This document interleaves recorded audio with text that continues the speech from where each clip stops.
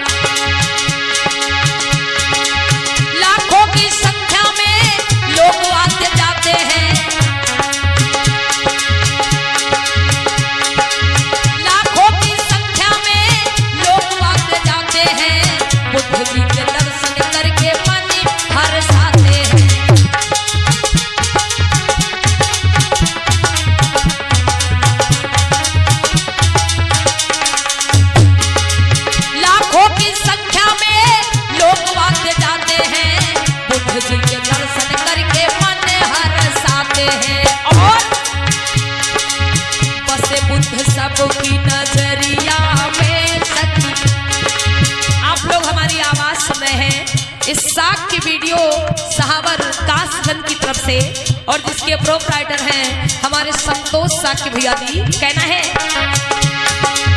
बसे बुद्ध सबकी नजरिया में सखी जाऊंगी मैं लूंगी नजरिया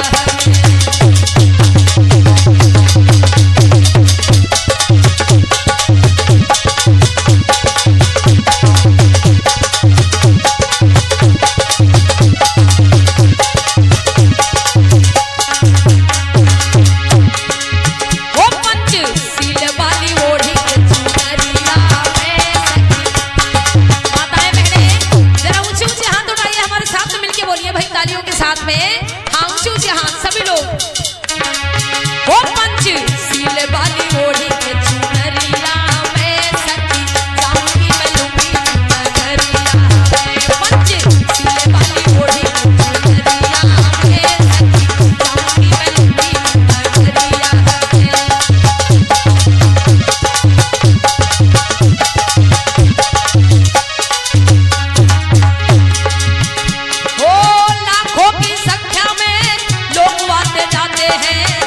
बुद्ध जी के दर्शन करके मन हर्षाते हैं।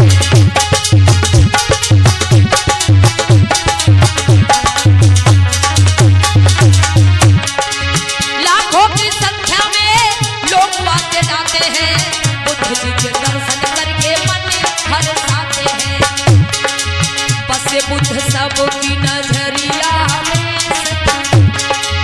बसे बुद्ध सबकी नजरिया में, सखी जाऊंगी मैं लुंगी नजरिया